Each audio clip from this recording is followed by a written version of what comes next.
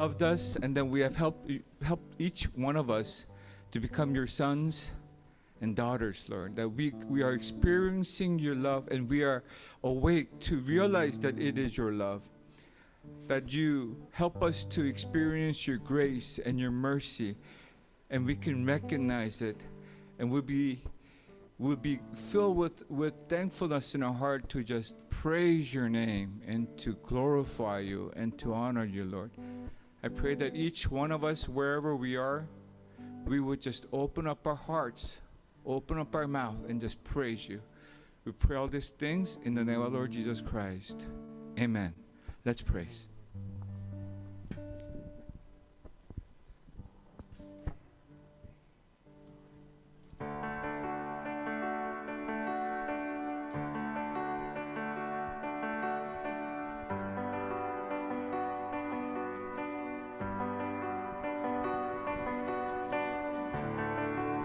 There's nothing worth more that will ever come close. Nothing can compare. You're our living hope.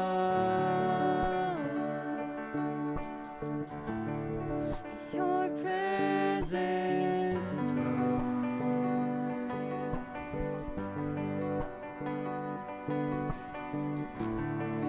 I've tasted and seen of the sweetest of loves, where my heart becomes free and my shame is undone.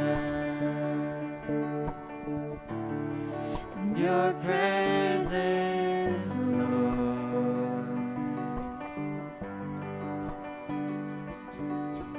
Holy Spirit, you are welcome here. Come flood this place and fill the atmosphere.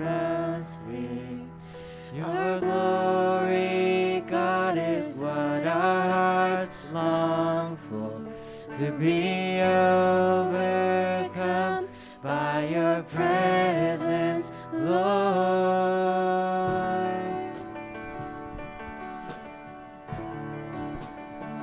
Presence, Lord.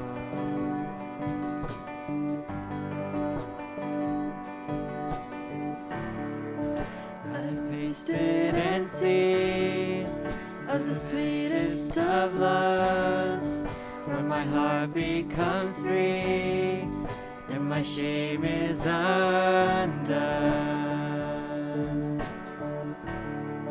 Your presence, Lord.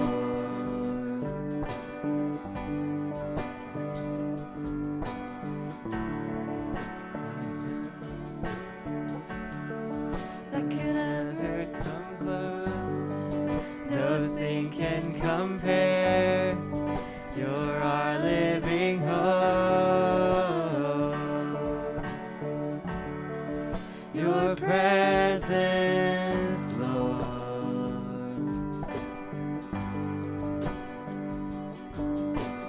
Holy Spirit, you are welcome here. Come flood this place and fill the atmosphere. Your glory, God, is what our hearts long for, to be overcome by your presence, Lord. Holy Spirit, you are welcome here. Come flood this place and fill the atmosphere. Your glory, God, is what our hearts long for, to be overcome by your presence, Lord.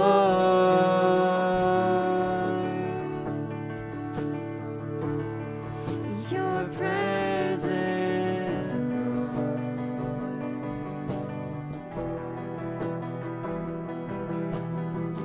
Let us become more aware of your presence. Let us experience the glory of your goodness. Let us become more aware of your presence. Let us experience the glory of your goodness. Let us become more aware of your presence. Let us experience the glory of your goodness. Let us become more aware of your presence. Let us experience the glory of your goodness. Let us become more aware of your presence. Let us experience the glory of your goodness. Let us become more aware of your presence. Let us experience the glory of your goodness. Holy Spirit, you are welcome here. Come flood this place and fill your glory. God is what our hearts long for, to be overcome by your presence, Lord. Your presence, Lord.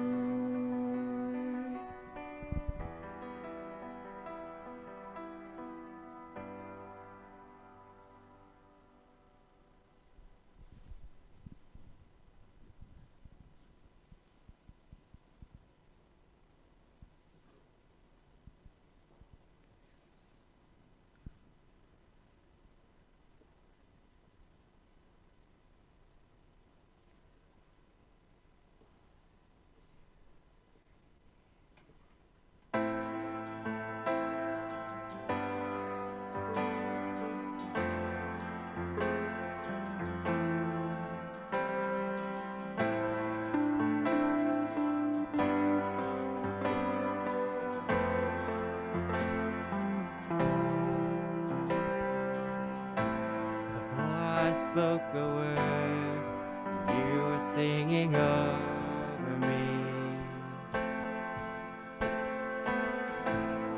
and you have been so, so good to me.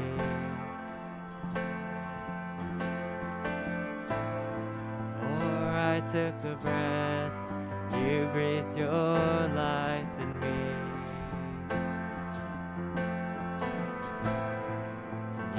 Been so, so kind to me.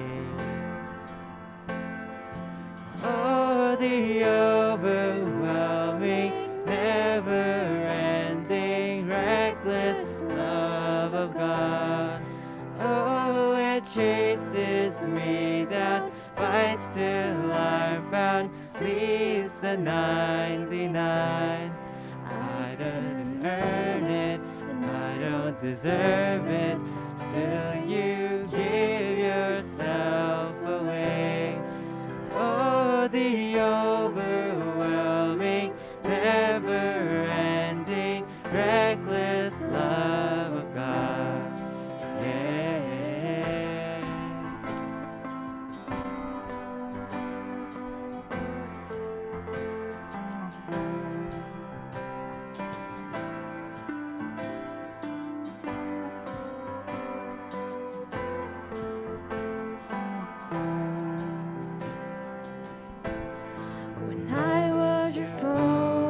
Still your love fought for me. You have been so, so good to me. When I found no worth, you paid it all for me. You have been so, so kind to me. And all the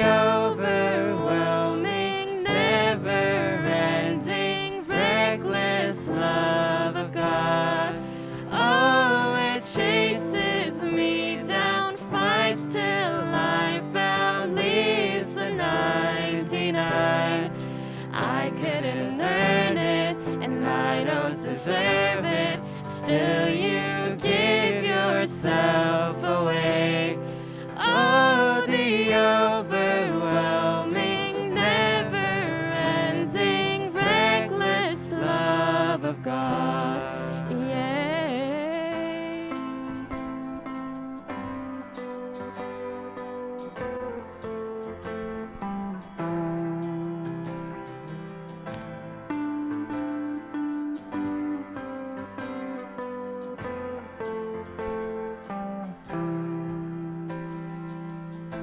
No shadow you won't light up, mountain you won't climb up, coming after me. There's no wall you won't kick down, lie you won't tear down, coming after me. There's no shadow you won't light up, mountain you won't climb up, coming after me. There's no wall you won't kick down, lie you won't tear down, coming after me. There's no shadow you won't light up, mountain you won't climb up, coming after me. There's no wall you won't kick down, lie you won't tear down, coming after me. There's no shadow you won't light up, mountain you won't climb up, coming after me. There's no wall you won't kick down, lie you won't tear down, coming after me. Oh, the overwhelming, never-ending, reckless love of God. Oh, it chases me down, fights till I'm found, leaves the 99. I couldn't earn it, and I don't deserve it, still you give yourself away. Oh, the overwhelming, never-ending, reckless love of God. Yeah.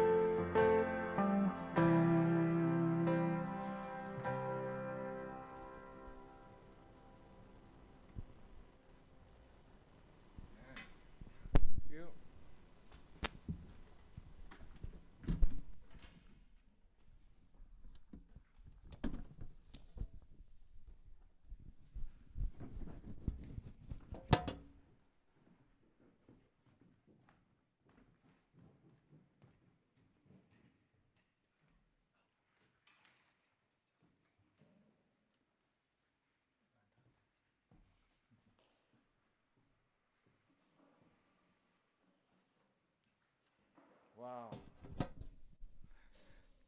안녕하세요.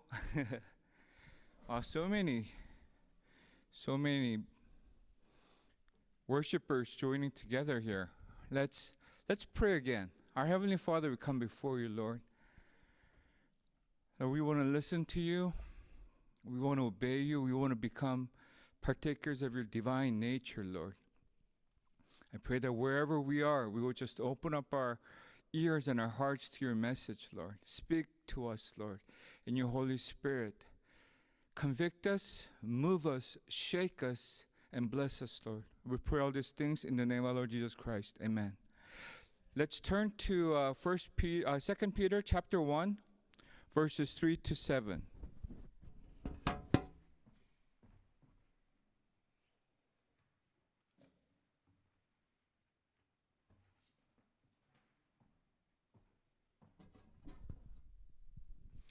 2 Peter chapter 1 verses 3 through 7.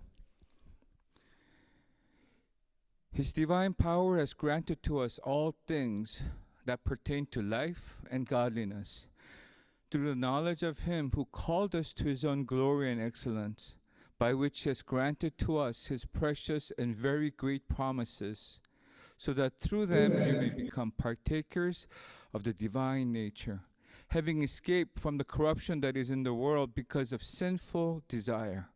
For this very reason, make every effort to supplement your faith with virtue, and your virtue with knowledge, and knowledge with self-control, and self-control with steadfastness, and steadfastness with godliness, and godliness with brotherly affection, and brotherly affection with love.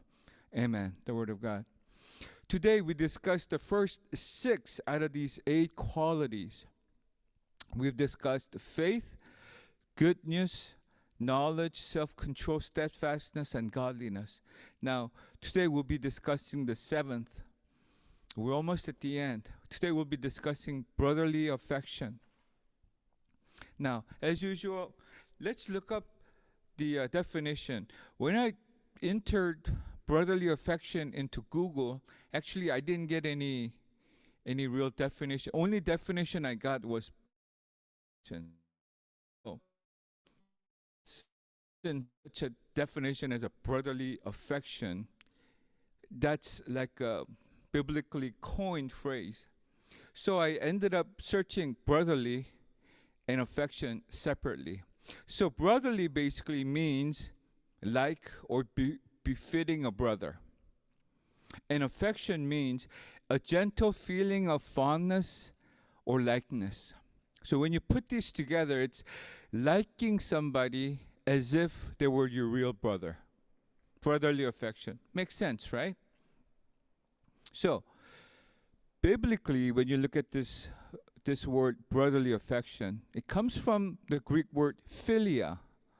Now, all of you will know the city that has this word, right? The city of brotherly love, Philadelphia, right? So, we are aware of this. This word philia means brotherly love. Both the dictionary definition and biblical definition seem to be defining brotherly affection as close relationship. So, are they the same? If they're different, how are they different? And why is it here after godliness? Shouldn't it be earlier? And lastly, how do we achieve brotherly affection? Today we'll be discussing this. So first, let's see if brotherly affection means the same in a worldly term as it is in a biblical term. Now, to think about this, let's think about our friendship as we have experienced friendship. How many of you have friends? All right, thank you, James. Well, some of us maybe, who are maybe 6th graders, 7th graders, we may not have a lot of friends because, we started new school, but then we never went to school. So, we didn't really get to meet anybody. But think about your friend experience, okay? Why are you friends with them? The friends you had before, why were you friends with them? Because they were, what? Nice to you? Because you guys have similar interest? Because you guys were in same class? Because maybe you guys have compatible personality. You're an introvert, they're an introvert. Maybe because they had opposite personality. You're an introvert, they were extrovert.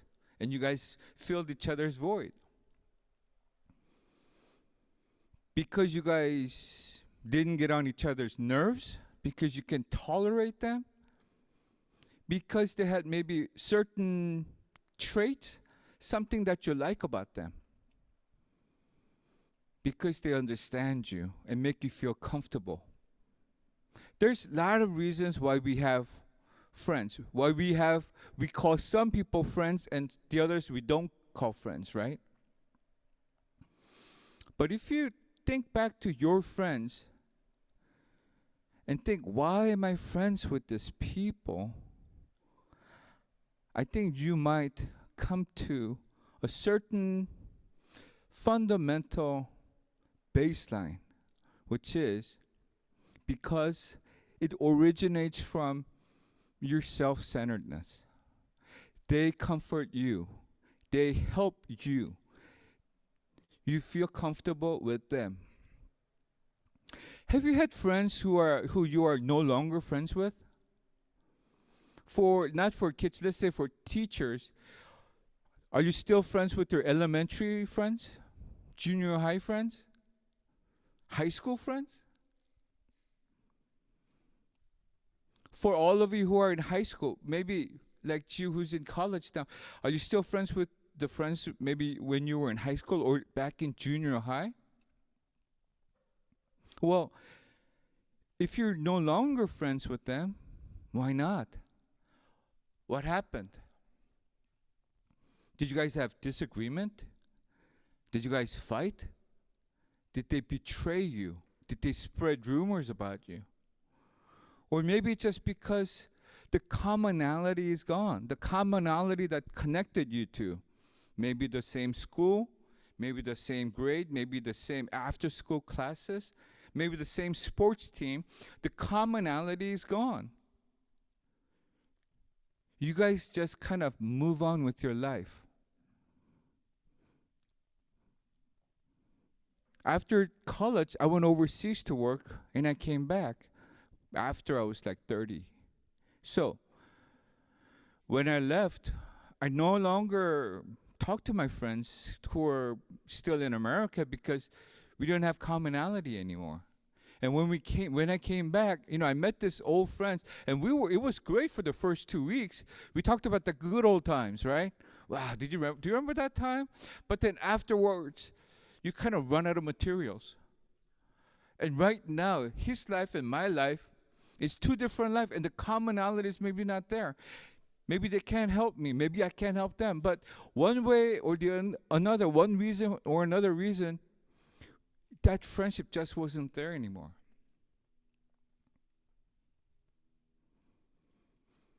I talked about our friendship in the world starting from a self-centered position. Because of maybe my wants and needs. It's maybe because you're lonely.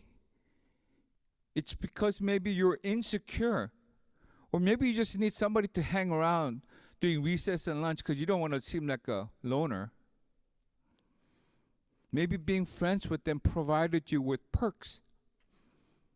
Maybe they helped you in studying, practicing basketball, getting into a team, joining a band or a club.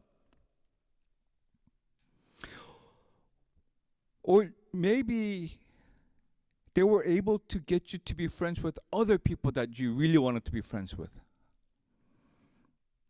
These friendships may end when you no longer like them or need them. That's why I said most of the friendship is self-based, depending on my wants and my needs and what I lack. I'm not saying you're using them. I'm not even saying whether this is right or wrong. It is what it is. That's how we have friendship in this world. Friendship are great.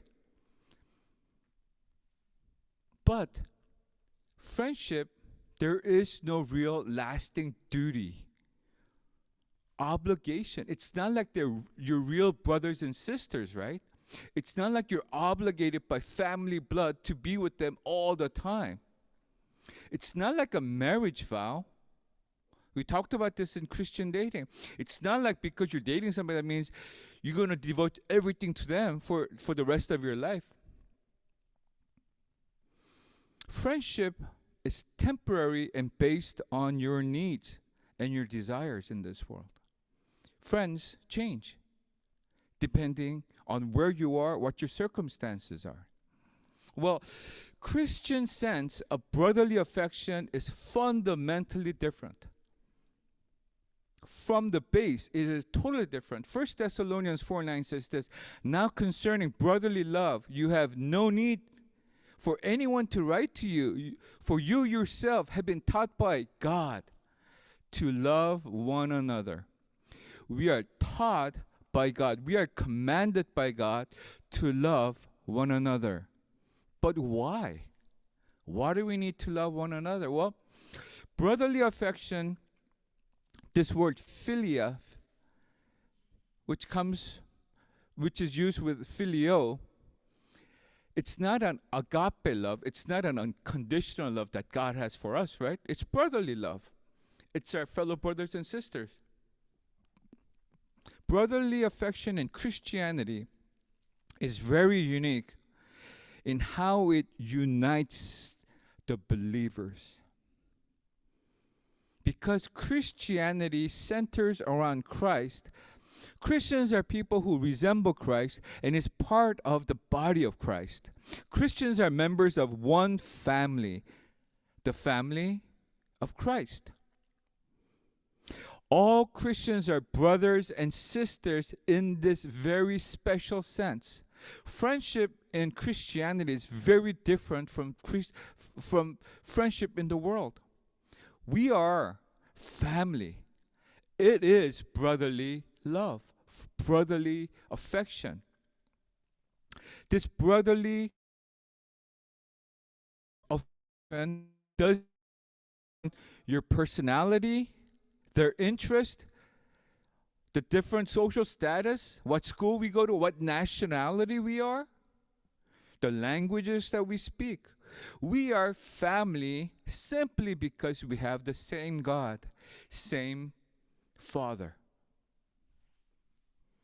This brotherly affection, sisterly love, should result in a closer relationship than your actual brothers and sisters. You know, we have our actual brothers and sisters here. There's two right here. Your brother and sister in Christ, you should actually be more closer with them than your actual brothers and sisters. Do you know why? Because as brothers and sisters, the way you look at things is different. It can be different, right?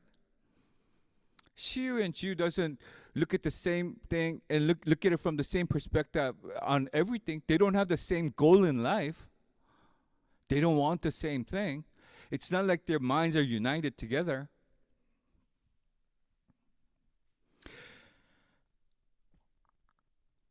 Our Christian family is even closer than our natural family because not only are we family, but we have the same purpose and goal for life. 1 Peter 3:8 says this, finally, all of you have unity of mind, sympathy, brotherly love, a tender heart, and a humble mind. We are brothers and sisters who also have unity of mind, unity of heart, which is not always the case with your natural brothers and sisters, right? You guys don't have the same heart sometimes. St. Augustine described brotherly love as love of equals who are united in a common purpose, pursuit, good, or end. Wow. If you look at this, this is even closer than our actual natural family because not only are we just family, we have unity in mind and soul, spirit. We have the common goal. We have the common end, common purpose. So, brotherly affection in a worldly sense, in Christian sense, is world apart. Self-based, situation-based, circumstance-based versus common purpose, common Father, common will to live. Secondly, why is it here? Why is brotherly affection here after godliness? Why did it wait till the seventh quality to show up? It's here because we cannot have brotherly affection until we're actually brothers. We cannot have sisterly love until we are actual sisters, until we actually become family, right? I can't go out to the street and find somebody and say, hey, my brother, and really mean that he's my brother, because we don't have commonality in our Father. We don't have common goals. We don't have Christ together. We cannot have sisterly love until we're sisterly, actual sisters. And to become a family and body of Christ, we have to first become a part of the body of Christ, right? We must be Christ-like. We must first become godly. And let me ask all of you, do all of you love everybody in our youth group? Do you even know everybody's names? Ideally, all of us should be loving everyone in our youth group because we're brothers and sisters. We should be loving them more than our natural brothers and sisters. In fact, because we have commonality in everything. But for this to happen, all of us need to be godly and love each other with the love of Jesus Christ, right? Whether we are or not, whether we do or not, please be reminded that this must be our goal. This is in the seventh quality because we need faith. We need goodness, virtue. We need desire to be good. We need to have knowledge to be good. We need to have knowledge of Christ personally. We need to have self-control, perseverance. We need to be godly. These things must happen for us to really become part of Christ's family. Problem with love is that by nature we simply love only those who we like, and it's natural for us to love. We have to have feelings of love to actually love. More worldly we are, more natural we are going to be, more sin nature we're going to obey, more selfish and more selective we are going to be of who we're going to be friends with, because it depends on who we like and who we are going to choose to love. More Christ-like we become, more we will be able to love each other as Jesus loved us, which is with passion, with sacrifice, with humbleness. You know, that brings us to the third point of how do we achieve brotherly affection? Firstly, we must have their interest in our minds. This is hard for me too. I have my interest on my mind. I have my wife's interest on my mind. I have my son's interest in my mind. But how natural is it to have all of you on my mind all the time, more than interest of myself? This is not worldly natural. It's not sinfully natural. It's only natural when we become godly. Philippians 2 says this, 1-4. If then there is any encouragement in Christ, if any consolation of love, if any fellowship with the Spirit, if any affection and mercy, make my joy complete by thinking the same way, having the same love, united in spirit, intention on one purpose. Do nothing out of selfish ambition or conceit, but in humility consider others as more important than yourselves. Everyone should not look to his own interest, but rather to the interest of others.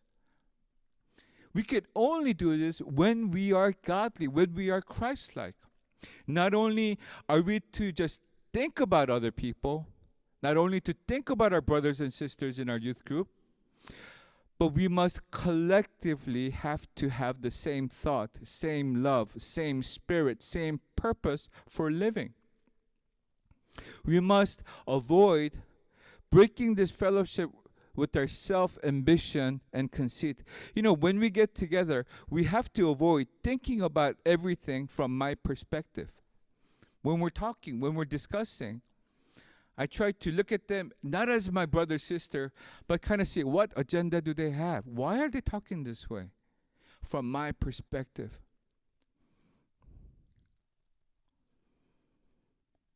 We must consider our brothers and sisters' interests above ours and regard them as more important, more valuable than ourselves, which is unnatural for us. It's hard. It's not easy unless we become more and more godly. This isn't easy because it's not natural for us. It's not natural for our self-gratifying sin nature. It's just not. But when you look at the verse that I just read you, but in Christ and in fellowship with Holy Spirit, this is not only possible, but joyful. It says, this makes my joy complete. And I'll tell you, more and more I love you guys, more and more my joy is complete. Because people are not created to be self-relationed. We are relation-based, as I always talk. More people we love, more complete we're going to become. Next, we are to help, encourage, and pray for each other. Brothers and sisters, if anyone is overtaken in any wrongdoing, you who are spiritual, restore such a person with gentle spirit, watching out for yourself so that you also won't be tempted. Carry one another's burden. In this way, you will fulfill the law of Christ. And what is the law of Christ? Well, it's love. To share each other's burden. Even natural brothers are here. Shiu and Ju, Jimin and Hemin, do you share each other's burden in here? You know, to share each other's burden, we must first be willing to confess and share our wrongdoings with others without the fear of being criticized, without the fear of having fingers pointed at us.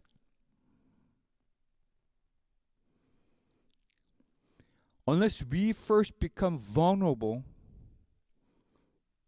we cannot share.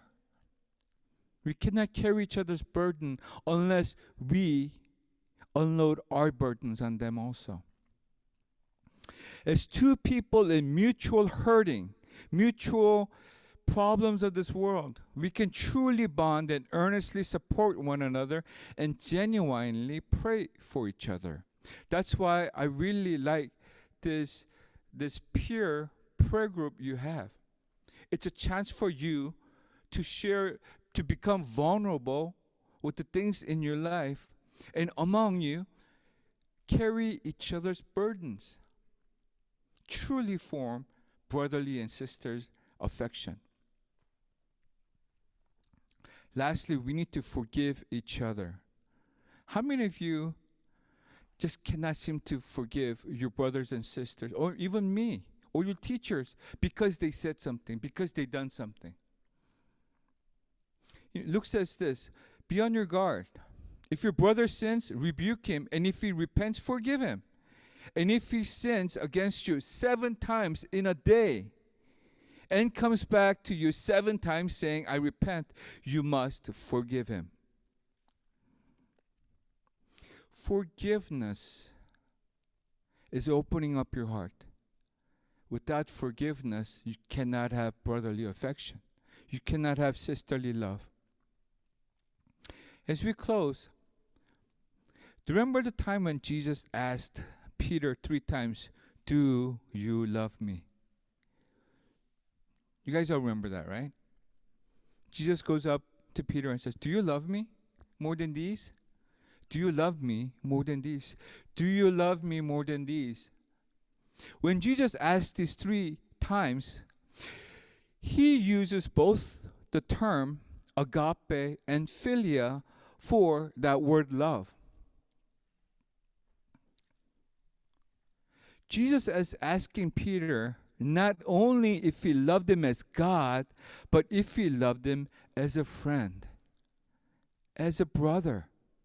Do you love me, Peter, as your God? Do you love me as your brother? Do you love me as your friend? In the same way, We must love one another, not only in agape way, unconditional way. Oh, I don't really like him, but I forgive him. But also in a personal, friendly way, brotherly affection. Filial love involves enjoying and appreciating each other. Filial love is an experience-based love. It only comes when you experience each other, when you actually do things for each other, when you talk to each other. You know, right now it's hard because we have COVID-19. But I want you all to start with at least one person. Maybe it's your actual natural brothers and sisters because you see them all the time at home.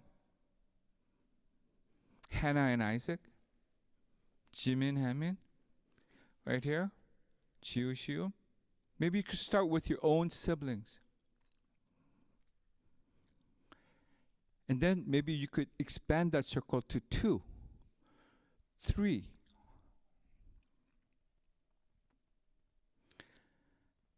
I need you to know that this brotherly affection is just so much more than the worldly sense of just friendship. And this is only possible when we all become God-like, Christ-like, when we desire to be Christ-like, when we desire to love our brothers and sisters as Christ loved us, as we love Christ. Not only in an agape way, or because I'm a Christian, this is how I must act, but in a filial way, with my affection. Let's close our eyes. Our Heavenly Father, our life will be so much more complete. Our joy will be so much more complete as we love more and more, as we are filled more with brotherly affection and sisterly love, Lord. Help us not to just limit my love, my affection to myself or to my family only, or maybe even just to you. I pray that as you have meant for us to exist, as you have created us to exist, I pray that we would expand, that we will supplement to our faith the goodness, the knowledge, the self-control, the perseverance and steadfastness, godliness. We pray that to all these things, as we mature and we are filled with you, that we will be able to turn and love our brothers and sisters with the brotherly affection, with the sisterly love, true love, experience-based love. And I pray that even you, Lord, that we would love you not only as our God, not only in agape way, but also in phileo way, that we would love you as our friend, that we will personally want to have a experience-based relationship with you, Lord. I pray that your Holy Spirit would just fill us and just give us the experience of our joy being more and more complete as we are just expanding the circle of love, Lord. We thank you for keeping us safe, keeping us healthy, providing everything to us, Lord. I pray that we will not abuse your love, that we will not abuse your grace and mercy by just doing what we want to do, by pointing fingers at other people who has less than me, maybe who is more sinful than me, maybe who does not have the opportunity that I have. I pray that you would keep us strong in your faith this week. We pray all these things in the name of our Lord Jesus Christ. Amen. Amen. All right, let's get into our small group. And I really want to